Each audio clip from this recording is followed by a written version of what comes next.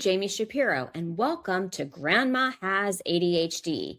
I'm a certified senior move manager and owner of Silver Linings Transitions, where I help people navigate life's big transitions. But here's the thing. I spent years helping families move through change while completely missing the pattern that was running through my own life.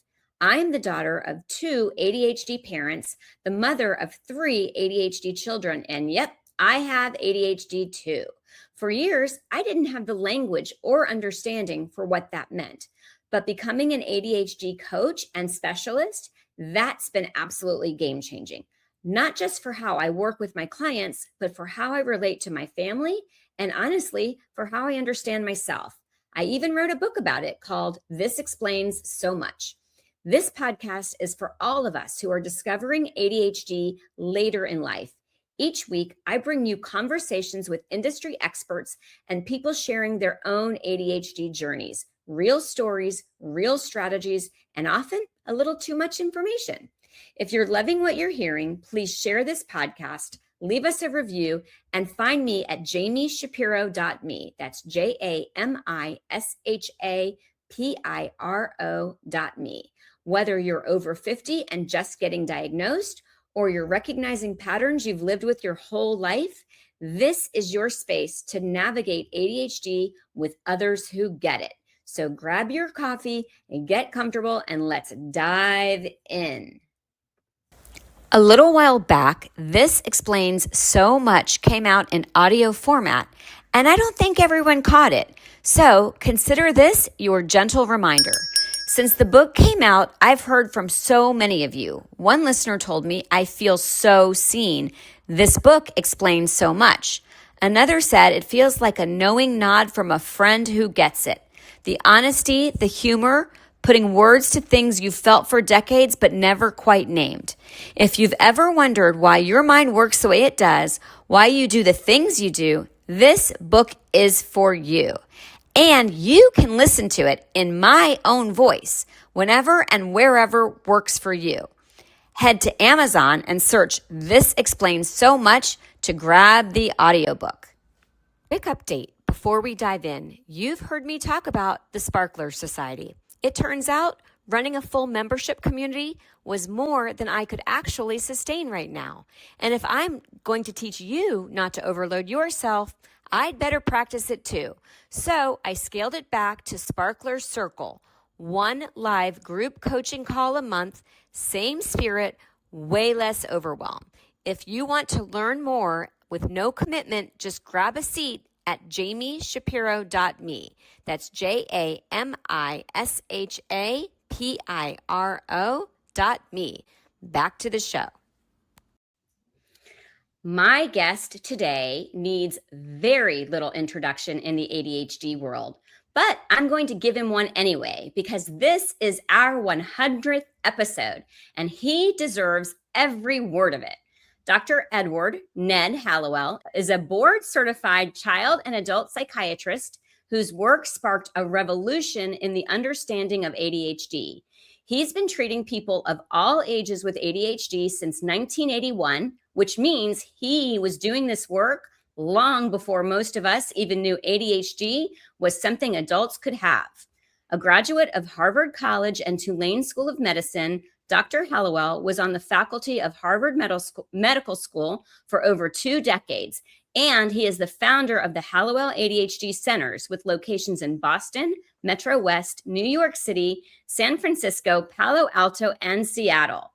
He is the author of more than 20 books, including the one that many of us or our children had in our hands when the light bulb first went on, the New York Times bestseller, Driven to Distraction, co-authored with Dr. John Rady.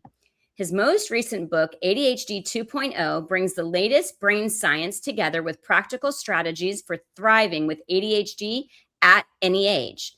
This was the very first book I read when I started learning about ADHD. Dr. Hallowell has ADHD and dyslexia himself and has spent 4 decades helping thousands of adults and children live happy and productive lives through a strength-based approach to neurodiversity. He famously says, I don't treat disabilities, I help unwrap gifts. Dr. Hallowell is also the father of 3 ADHD adult children. And I quote him regularly when I describe having ADHD is like having a Ferrari brain with bicycle brakes. He's been featured on 2020, 60 Minutes, Oprah, The Today Show, Good Morning America, CNN, PBS, The New York Times, and more. Whew! Dr. Hallowell, welcome to the 100th episode of Grandma Has ADHD. Oh, Jami, it's an honor to be with you on your 100th show. That's very impressive. Why, thank you. I have to share with you, and I normally don't talk to our guests before, but I shared with Dr. Hallowell that I'm never nervous ever when I do a podcast, but I am like, I'm definitely fangirling. I mean, I'm just like, you are, the holy grail. And I have to tell you, when I decided to start this podcast, I reached out to you. And, I was a newbie, but I stayed persistent because I knew that I just had to have you, because you are very often the very first person that somebody will find when they are realizing they may have ADHD, which was the case for me. So, well, I hope I was nice to you when you reached out to me. It was sort of like, he doesn't have time, he's booked up, and it wasn't you, but you know what, Sarah, your assistant's been wonderful. And here we are. And I think it's even better because it goes to show, I've tried other podcasts before, but they didn't stick. But this one I have consistently, I haven't missed a week because I'm so passionate. Good for you. Thank you. This isn't about me. You focus on seniors, you focus on older people who have it. Is that? So my focus is women midlife and older who are discovering ADHD later in life and the impact on that. And I'm going to ask you some questions you may not even have been prepared to ask. Is that okay? Or been prepared to answer? Is that okay with you? Of course, you can ask me anything. Wonderful. Well, first, I do want to hear a little bit about how you got here. I've heard it before on podcasts, but I think it's really interesting because, a lot of people, by the way, who are finding this podcast are really brand new to ADHD. So I would love to hear how you got here. Sure. First thing, no one is pure ADHD. Everyone has more to them than that. There's always a backstory. Where did you come from? How did you get here? And I think we overlook that, and we tend to, you are ADHD as if that encompasses all of you. And it only encompasses a small fraction of you. Now, it is an important fraction, and it can seem like it takes over your entire being. But you want to remember the rest of the story, as that old guy in radio used to say. So I come from a old New England WASP family, characterized by what I call the WASP triad, which is alcoholism, mental illness, and politeness. I grew up in this very chaotic. They were loving. WASPs can be loving, but they were drunk or crazy most of the time. And I didn't get any guidance. I didn't get, like when I went to college, most parents would be thrilled to have their kid go to Harvard. My parents didn't even know where I was going. Wow. It meant nothing to them. Not because they were bad people. They just had their minds on other things. So I grew up, and my mother got divorced twice, and my stepfather was the only evil person I've ever met, but he was genuinely evil, and mostly to my mother, but also to me. And so she was smart enough to get me out of there at the age of 10. I was sent away to a boarding school. Now, that's unusual in this country. In England, it's not unusual. But for us to have a 10-year-old go to boarding school is unusual. But thank God she sent me, because when I got there, it was the school outside of Boston called Fessenden, and it saved my life. I mean, if I'd stayed in that family down, it was in Charleston, South Carolina, with that wicked stepfather, I know for a fact I would have ended up in jail or in detox or dead. It was just so bad. But my mother essentially saved my life by getting me out of there. And I spent 4 years at Fessenden where I normalized. The faculty there was not drunk as far as I could tell. And they were caring, and I had two advantages. And people ask me, how could I have done so well? I had two things going for me. Number one, I was cute. And don't tell me it doesn't matter how you look, particularly when you're a kid. It matters a lot. And Mm-hmm. number two, I have a very high IQ. And so I was pretty easy to teach once I decided I wanted to learn. And when I got to Fessenden, I decided I wanted to learn because I wanted to get the teacher's positive attention. And the best way to do that is to do well. So I was always first in the class and whatnot. And then after Fessenden gave me the sort of foundation, I went to the other school that I'm so grateful to, a prep school in New Hampshire called Exeter, Phillips Exeter Academy. And that place changed my life more than any place ever has. It turned me into a writer. And that's been my passion ever since, and talk about unwrapping my gift. That's why I say I unwrap my gift. There was a teacher there who identified my talent, and he brought me along as a writer, and it was 12th grade.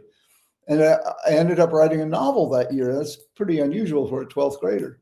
And that solidified my identity, not only as a writer, but as someone who had something valuable to contribute. See, self-esteem is such a big problem in the life of most people with ADD. And it gets started in childhood. You get put down a lot. You underachieve a lot. You get lectures on you should try harder a lot. And you get enough of that year after year after year, especially during your formative years. And you end up with someone with a, deflated self-esteem, with a pretty negative opinion, not only of themselves, but of life in general. And they have an attitude of I can't instead of I can. And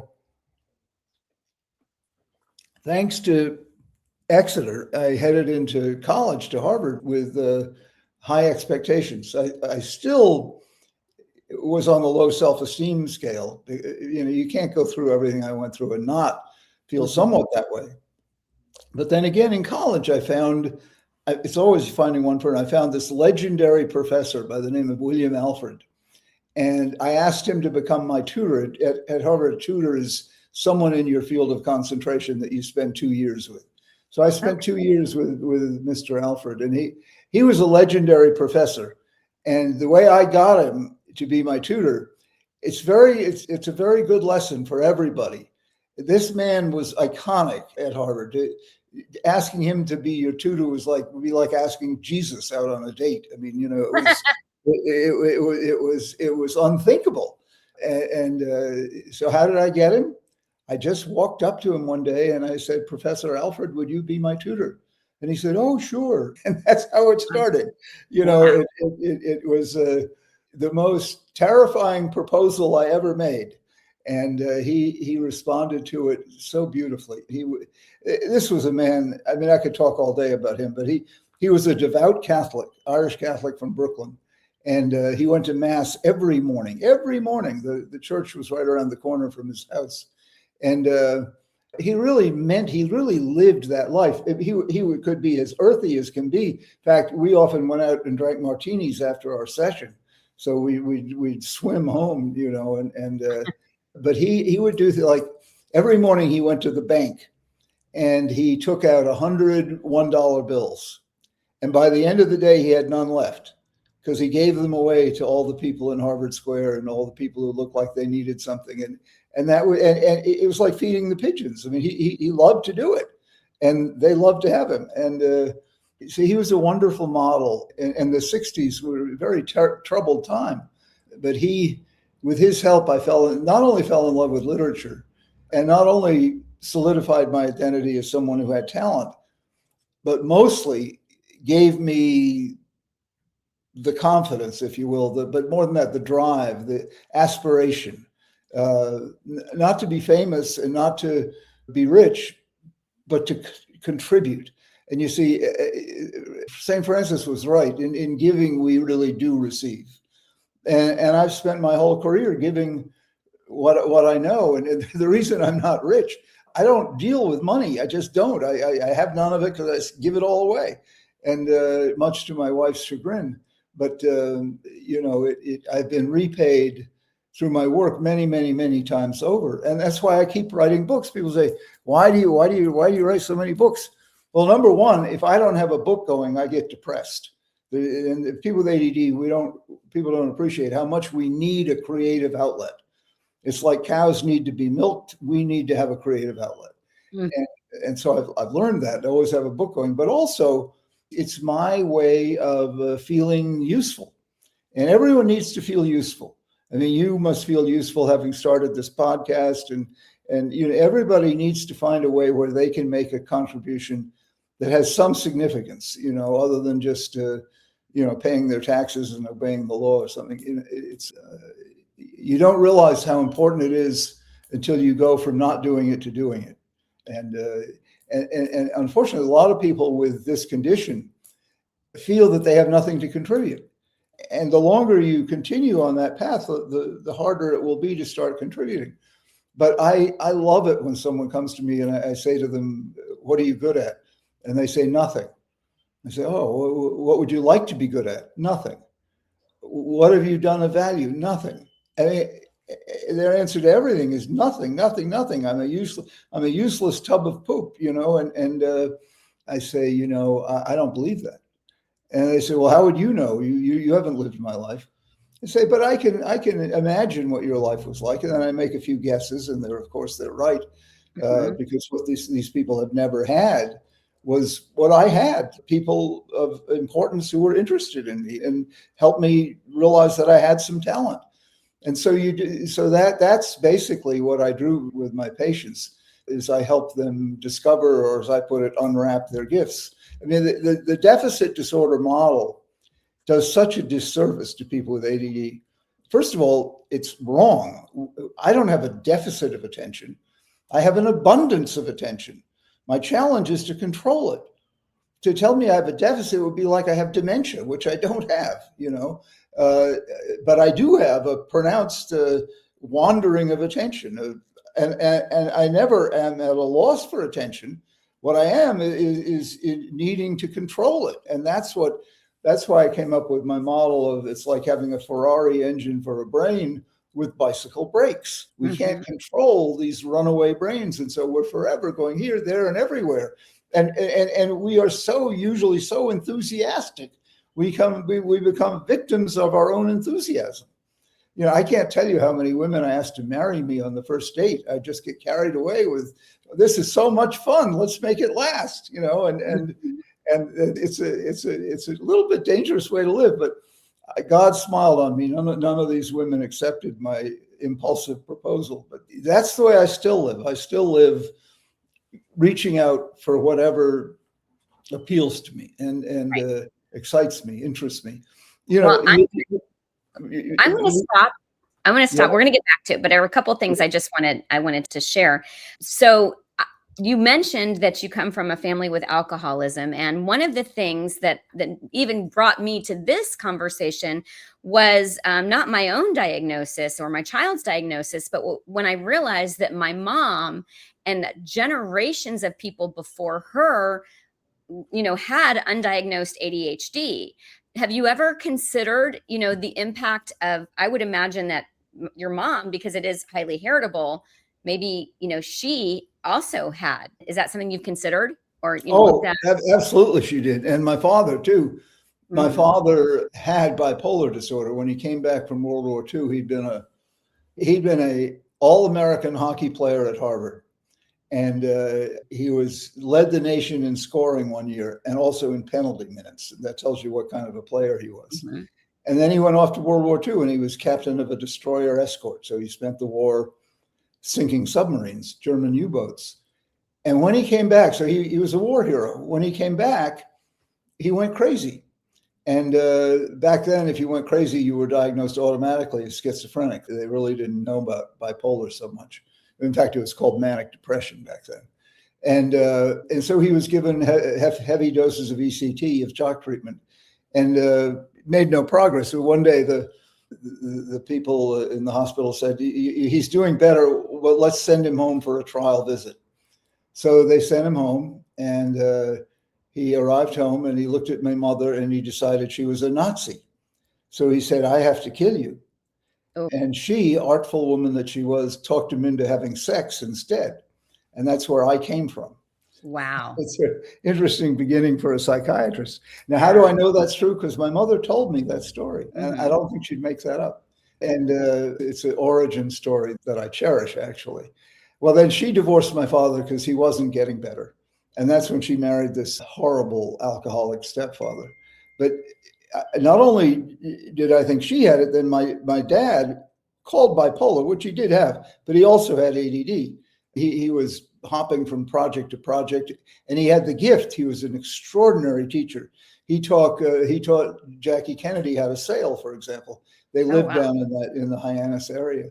And he was just so good with children. He was miraculous with children. It was the sadness of my life was the day he moved out. I was 4 years old, and I remember it very well. But so yes, my brother has bipolar and ADD. He's passed away. My older brother had ADD. He wasn't never diagnosed. He's passed away. But and they were both brilliant. My next brother graduated summa cum laude from Harvard and Phi Beta Kappa, and wrote several books before he flipped out and had his first psychotic break. But the rest of his life, he was controlled on medication. Interestingly, I'm telling you all these things to just show the variety there can be. My brother, the summa cum laude guy, was gay, but he fell in love with a woman when he was in AA. He was also alcoholic. And they didn't have sex because he was gay and she was heterosexual, but they lived together and he took care of her. It was like she had a lot in common with my mother. So he just fussed over her. He rubbed her feet. He went out to get her cup of tea if she wanted it. I mean, he was at her beck and call, which he loved doing. And obviously she liked it. So, and they had what I think of as a marriage, if you will. I mean, it lasted until they both died. Wow. And, so that was his life. And he wrote some books before he went crazy. But after that, his professional contributions came to an end because of his mental illness. And my older brother never reached fruition because his conditions were not diagnosed, but he was clearly alcoholic, pathological gambler, and ADD. And what saved him is he married an extraordinary woman, a saint of a woman. And she kept him more or less steady. I mean, she couldn't cure those conditions he had, but as a result, he never made good on his potential. He was the smartest one of the three of us. And he had perfect scores on his SATs. And he went, instead of going to Harvard, where he should have gone, he went to the Naval Academy. And so he became a career naval officer, which is not a great way to spend your life. For some people, it's the realization of their dreams. And if your dream is to be a military person, then that's great. But it's not great if you're a really smart, creative individual. The military stifles that. In fact, You know what, though? What? I'm going to do my ADD and ADHD and interrupt you. I Yeah, could please also do. see the structure, like when you have ADHD and so much is like out there, right? To have someone give you the routine and structure. That's like when I go to the gym, I don't like to go to the gym on my own. I like to do a class because I want someone to tell me what to do. And that's the upside of military academies. If they give you all the structure you can use. My objection to them is they completely stifle independent thinking. For sure. Independent behavior. They completely stifle creativity. Yeah. You don't want a creative officer. You want an obedient officer. Sure. And in Absolutely. battle, you don't want someone to say, I have a better way of shooting this gun. You want someone to shoot the gun the way it's supposed to be shot. Right. And so they have very little patience with individuality. So I was going to share one of the things that I did in my book, which this explains so much, is I give a list of all of the things that I've discovered can be attributable to ADHD. Not all are going to apply, but you've got the abusive relationships, the alcoholism, the people pleasing, like you can just see it all in your family, And one of the things that I didn't share with you is that my father's been married 5 times. Oh boy, good for him. He likes women. Huh? Well, I think he's an eternal optimist. I mean, he keeps thinking he's going to get it right. But there's also the line that Johnson said, remarriage represents the triumph of hope over experience. Exactly. Exactly. So anyway, I just wanted to insert some of those things for you. Yeah, But no, that's great. That's I great. mean, It's I also love, we didn't get into this. We talked a little bit before, but I've become California woo woo. Do you know what that is? no. That's that like spiritual side, that crunchy, but I truly believe that we are on a path. And I mean, and if I'm going to go even crazier on you, that we like come into this earth with a purpose. And sometimes it's just, it lays out for you like your story. Like if you hadn't gone through everything you had to go through, you probably wouldn't be doing what you're doing and making the difference that you're making, which to me is ultimately why I think we're here. And, as I was sharing with you, I would never have done anything with my ADHD had I not realized that a lot of the clients that I had been serving had no idea that they had ADHD. And I would never have gotten there if everything hadn't fallen the way that it had for me. So I just wanted to bring that up. Well, no, that's great. And I think what I've been trying to do my whole career is point out the good side of ADD. See, it's not just a disorder, and it's not just a mess of talent. It's some of both. And if you look at the three cardinal symptoms of the condition, if you look at the diagnostic manual, there's three groupings. One is impatience or distractibility. The other is impulsivity. And the third is hyperactivity. And all the symptoms, take each one of those and turn it on its head, and you get a tremendous positive that can't be bought or taught. The flip side of distractibility is curiosity. We are endlessly curious. What's that? What's that? What's that? What's that? It's not that we're distractible. We're just magnetically curious. What's that? What's that? And we can't stop asking. We're persistently curious, which drives some people crazy. When I was a kid, I was called the question box. Here comes Ned. Better watch out. Then the second one, impulsivity, that gets us into so much trouble. I told you about my proposals of marriage, but what is creativity but impulsivity gone right? You don't plan to have a new idea. They pop. They come spontaneously out of nowhere. Well, nowhere is your unconscious, but that you don't have control over your aha moments. They just come. They happen. And we with ADD, we're more prone to be that way because of our so-called impulsivity. And then the third one, hyperactivity, you get to be my age, I'm 74 years old. It's called energy. I've got a lot of energy, mental energy and creative energy. And I'm very grateful for that. Now, does it get in my way sometimes? Yeah, I can be disruptive and not like I could be when I was 6 years old. But anyway, the point is that this condition, and I would say like every personality type, is a mixed bag. And so my job is to maximize the positives and minimize the negatives. That's what I mean by unwrapping your gift. It's not an easy gift to unwrap. I mean, when someone said to me, if this is such a gift, why do I return it? Because it can be a big pain in the butt to have ADD. But once you learn to master it, instead of it mastering you, you have powers that you cannot buy or teach.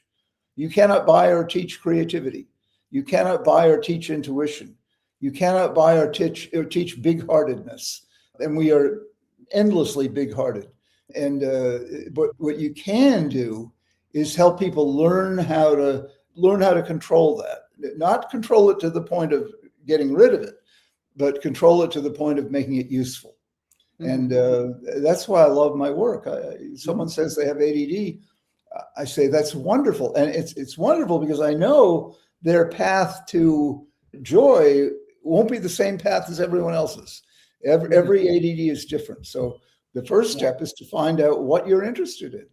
And if you say nothing, I'll say, okay, I don't believe that. Let's see what we can come up with. And anyway, so that's how I got into this, and that's why I do this. And it's not to turn people into superstars, but it's to have people discover how much they have to offer.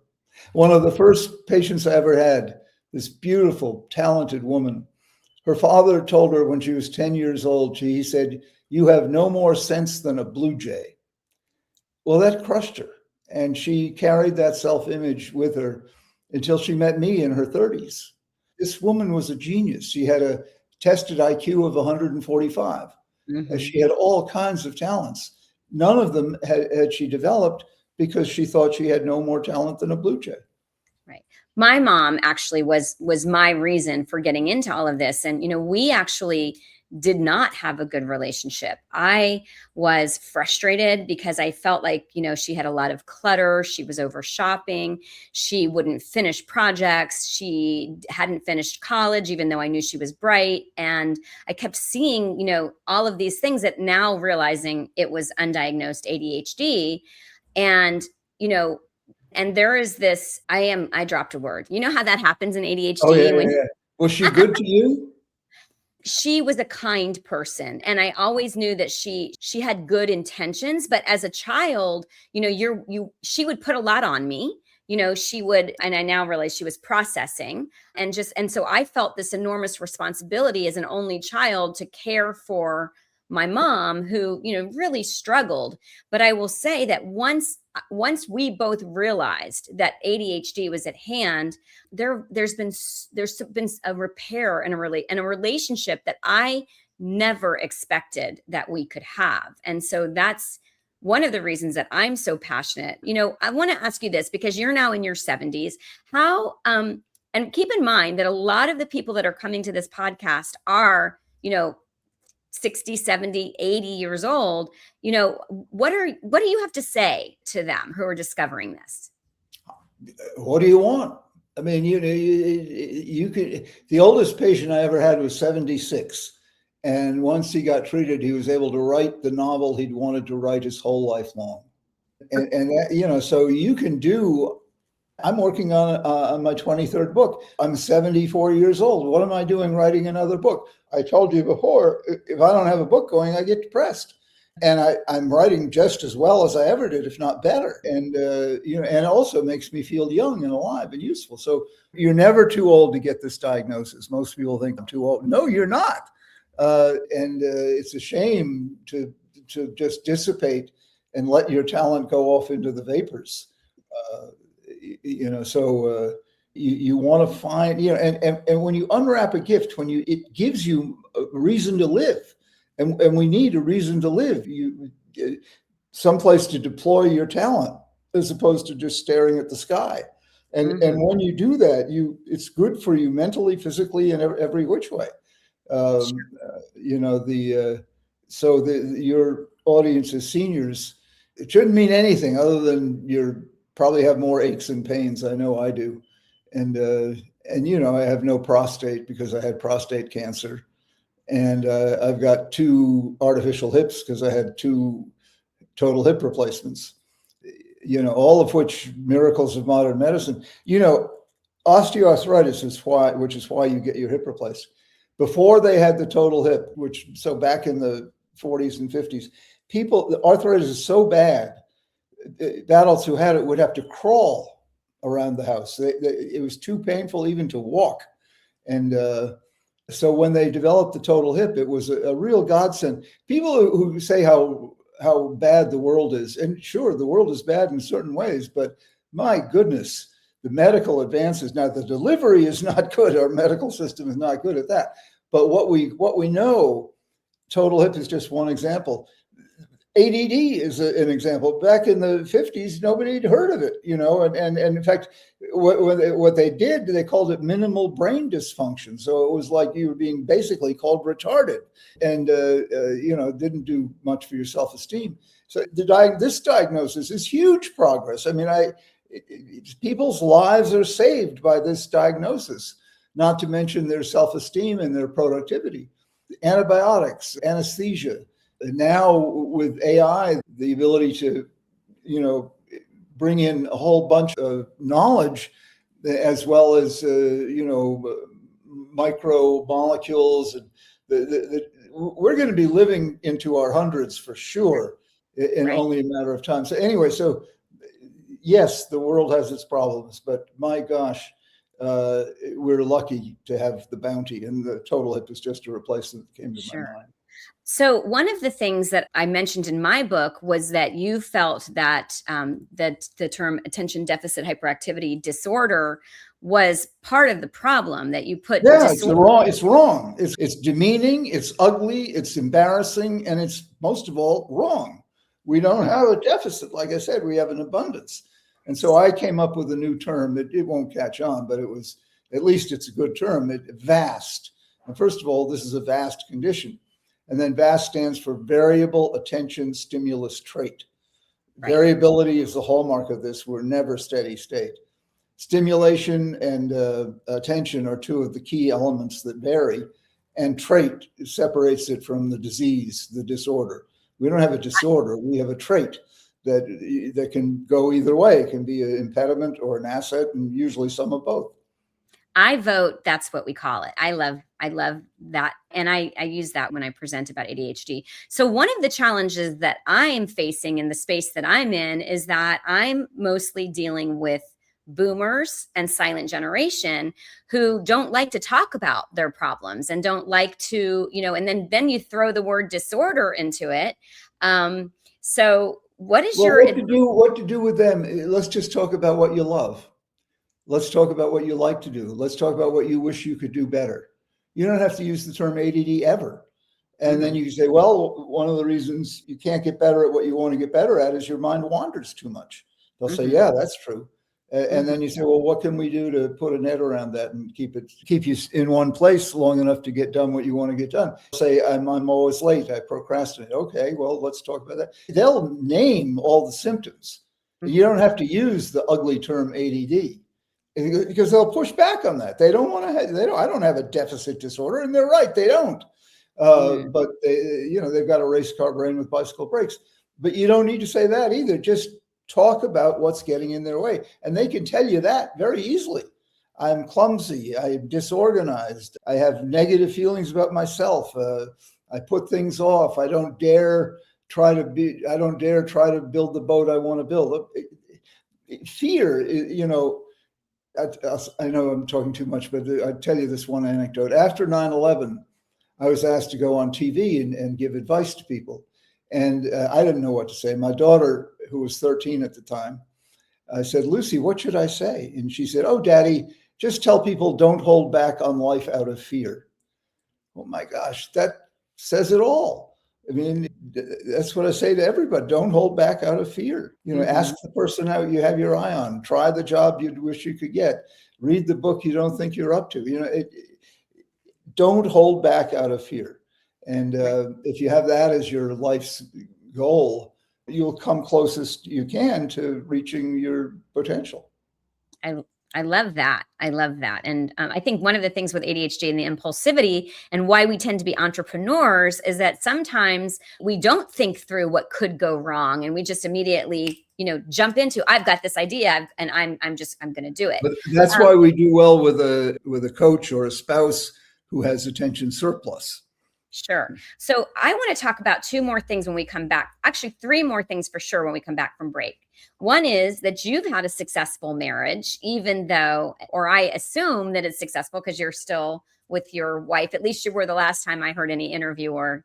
I'm very much with my wife. Wonderful. It is a successful marriage. I want to talk about this because that can be hard to be in a relationship with someone who has ADHD. But it can also be delightful. Yes. I think people stress too much all the problems that come with this condition. You'd rarely hear someone talk the way I do about all the blessings that come with it, all the special talents, all the uniqueness, all the things we can do that other people can't do. We come up with earth-shattering ideas, these new ideas that come out of nowhere. They change the world. And we don't stress that enough. And we stress how bad it can be. But anyway. We're going to pause, and actually, we're going to also. By the way, I can't stay an awful lot longer, but.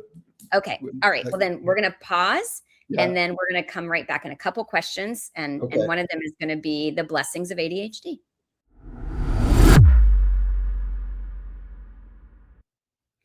I used to dread visiting my mother.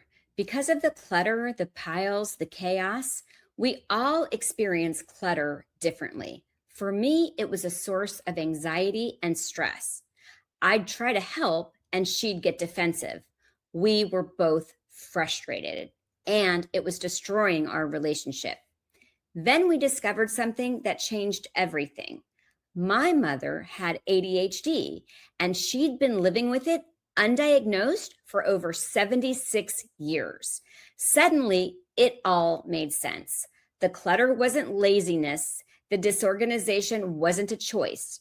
Her brain was wired differently, and no amount of willpower or traditional organizing advice was ever going to work. That discovery became my life's work. It's why I started the Grandma Has ADHD podcast. It's why I became an ADHD coach and specialist. And it's why I am so passionate about helping women like my mother and maybe like you. Because here's what I know. Clutter affects us emotionally and physically. It damages relationships, it creates shame spirals, and the overwhelm of not knowing where to start keeps you frozen. But it's okay to ask for help. In fact, it's brave. If you're in the San Diego or Coachella Valley area, my team at Silver Linings Transitions can come to your home. We'll help you tackle the clutter with compassion, not judgment. I also work with women virtually through one-on-one ADHD coaching. And if you are overwhelmed with clutter, I can connect you with trusted resources in your area.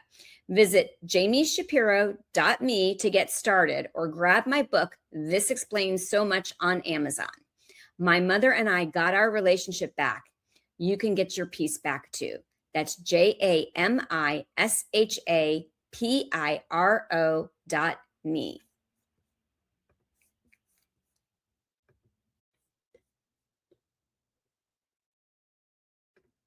Moving can feel overwhelming, whether you're downsizing, relocating, or helping a loved one transition. There are so many decisions to make, details to handle, and emotions to navigate. At Silver Linings Transitions, we believe every move should be magical, not stressful. We're more than movers. We expertly guide you through the entire process and do our best to alleviate your concerns. From the moment we meet, you'll feel comfortable because we will listen to your needs and wants and work together to create a personalized plan that honors your memories and your cherished belongings while helping you embrace your next chapter. We visit your new space and create a detailed floor plan, ensuring your furniture and treasured belongings will fit safely. We handle the logistics so you don't need to worry about anything, from sorting and packing to coordinating the sale and donation of unwanted items. Our professional team uses efficient, eco-friendly bins and handles every detail with care.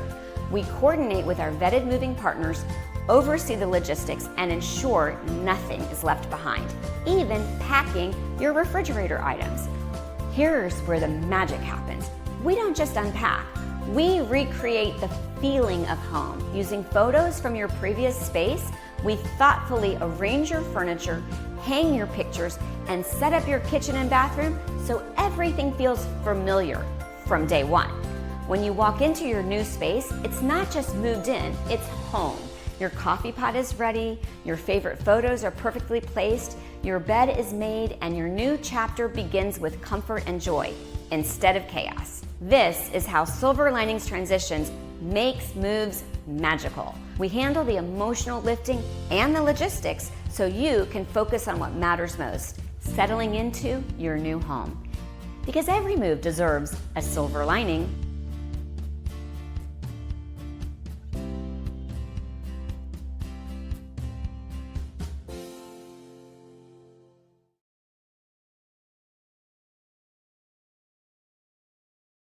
Hi, I'm Jami Shapiro. I am an ADHD coach and the founder of Silver Linings Transitions, where we do home organizing and move management. And, I did not know that I had ADHD for years. And I remember personally hiring an organizing company to come in and help me because I could just never get it together. And it really wasn't until I understood ADHD and its impact that I realized why. And so I wrote a book, This Explains So Much, Understanding Undiagnosed ADHD, because I just feel like there's so many answers that people don't even know that they're looking for, especially generations of women who grew up thinking that ADHD was just for the hyperactive little boy. It turns out it's not only a body that can be hyperactive, but it can be a mind that's hyperactive. So you can have a wonderful day and you can have something wonderful happen, and then that one negative thing that happens is going to be the thing that takes you into that spiral, and it's going to be keeping you up at night, and you're going to be ruminating on it. And I think that, you know, we as women carry so much shame and so much how it's supposed to be. I'm supposed to have it together. And I remember that was the case for me. I remember, how is it that all of these women have so much consistency and their kids get the sticker charts and everything seems to run well, and I'm the one that's missing parent-teacher conferences and my house, you know, is always in chaos. And then again, that negative self-talk. So my mission is really to educate people who have no idea that ADHD has the impact that it does. And it's to connect you to other people who get it and who will make you feel that you aren't alone, you're not crazy, you're not lazy, you're not stupid, you're not too much. You just have a brain that was wired differently. And I can't wait for you to join me in the community that I'm building, the workshops that I'm creating, the book club that I'm hosting, because I know that I am going to make a profound difference in your life. So, Dr. Hallowell, one of the reasons I specifically wanted to have you on and why you're one of my favorite people in the ADHD space is that you do focus on the blessings of ADHD. And I don't want to negate that it can be, I call it an albatross for some people. But when you lean into your gifts and you figure out, you know, what your purpose is, you know, it is a blessing. So share some of the blessings of ADHD for my listeners who are, you know, picking on themselves or doubting themselves. We've alluded to them already. I mean, creativity, originality, energy, imagination. In fact, probably the one quality, entity, whatever you want to call it, that we have much better than other people, much bigger than other people, is our imagination. We've got the colossal imagination. Now, that's the source of a lot of the positives, but it's also the source of a lot of the negatives. We can imagine horrible things and just perseverate on the terribleness. But we also are the people who are the source of the new ideas. We're the source of the unusual and the, you know, so, and then the energy we have, we're indefatigable. You know, we're the ever-ready bunny. We tend to be very loving. You know, we don't remember grudges long enough to hold them. You know, and yeah, we can get fiercely angry, but then we forget about it. And the big-heartedness, the generosity. You know, I am not a wealthy man. I would be if I weren't so generous. I give it all away. But that's the way I want to be. You know, like my old teacher in college who walked away giving away $100 bills. And I mean, $1 bills. If he had enough, he'd give away $100 bills.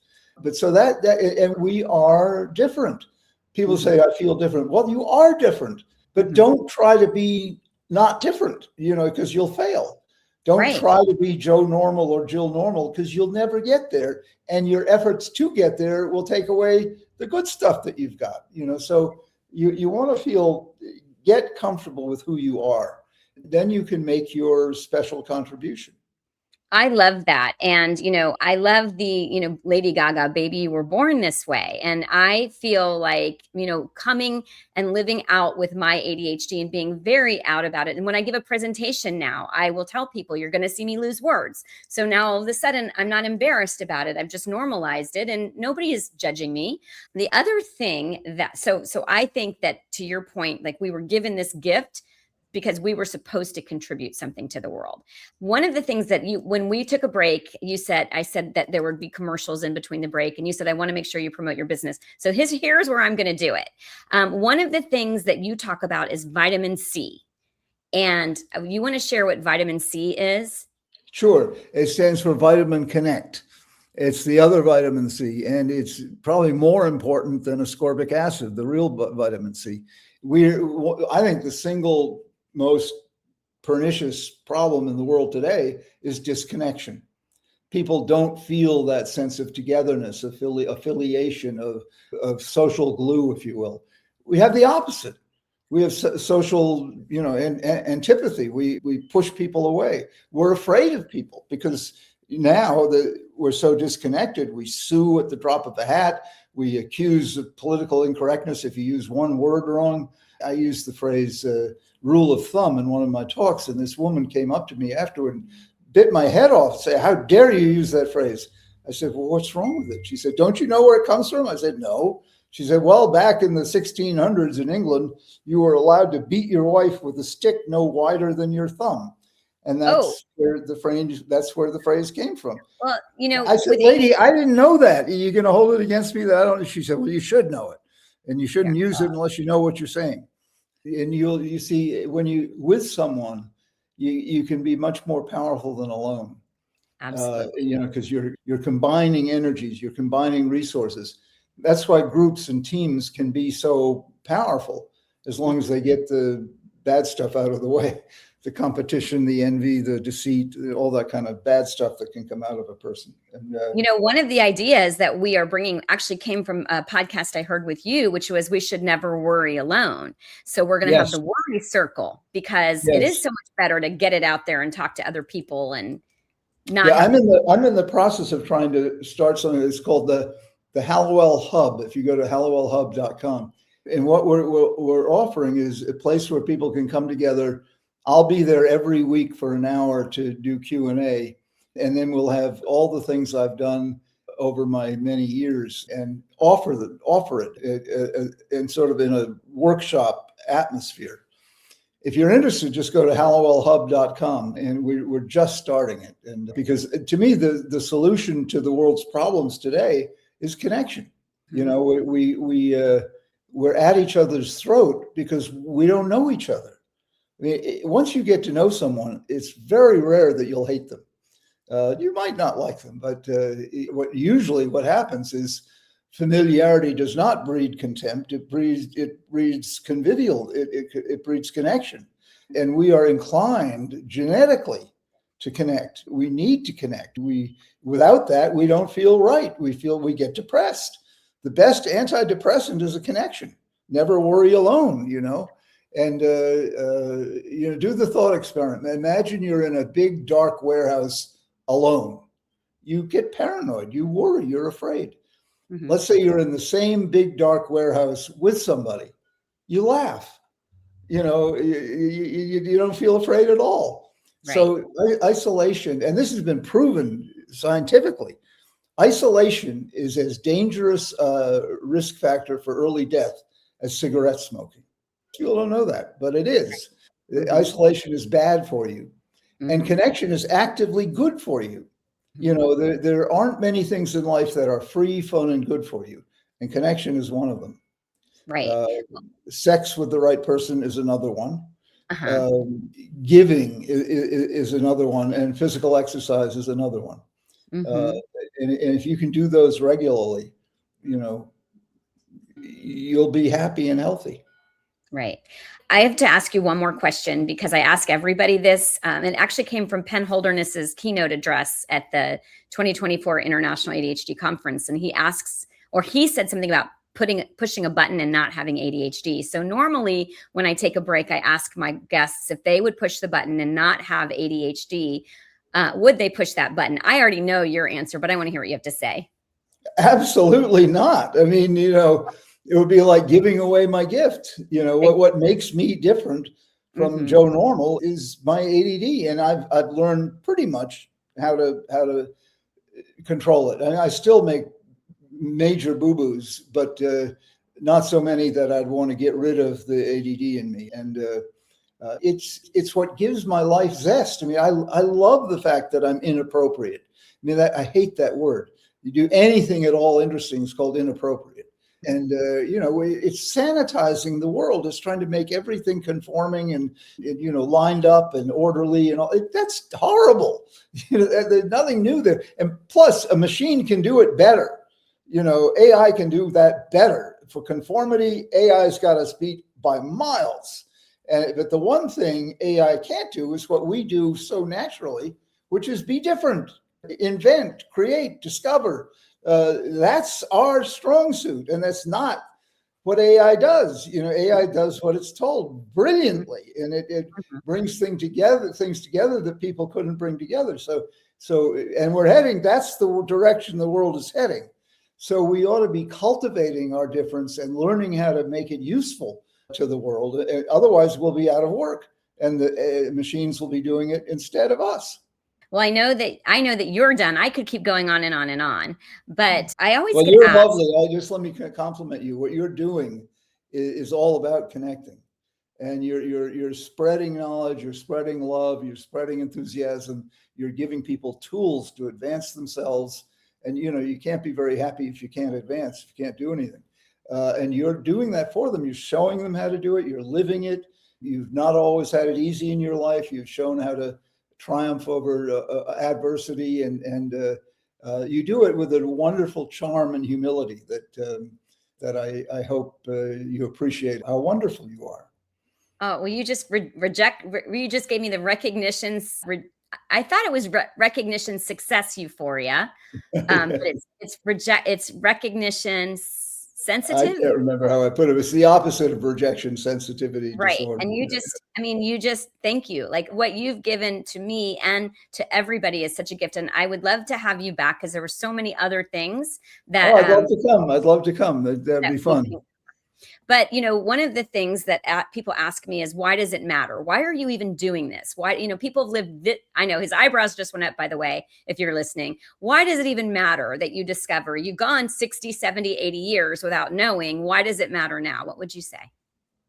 Why do I need to eat every day? It's a matter of continual nourishment. I get nourished by nourishing other people. And that's the beauty of the exchange that we go every day. And I in giving, I receive. And so that's why I can, like I say, if I'm not creating something, giving something, building something, I get depressed. And we have this inner drive to create something of value. And it's not just ambition and wanting to get rich and win the Nobel Prize. It's much more, what's the word? It's not about advancing myself. It's advancing what I have to offer. I'm a catalyst, not when people say, thank you so much, I say to them, well, thank you for thanking me. And I appreciate that. But it's really the knowledge I gave you and the attitude I gave you. It's not anything that I did. It's what you did with what I had to offer. Well, people can be so self-effacing, and the title of my new book, You're Better Than You Think. And once you start believing that and acting on that, you'll find you just start growing wonderfully. Yeah, that is wonderful. Well, I just want you to know that when you get up to the pearly gates and there is this scale of judgment, you have lived a life that has touched so many people and made a difference in my life, which has helped me to expand that. So as I like to end my podcast, it really is never too late to make the rest of your life the best of your life. Thank you so much for listening. Thank you, Jami.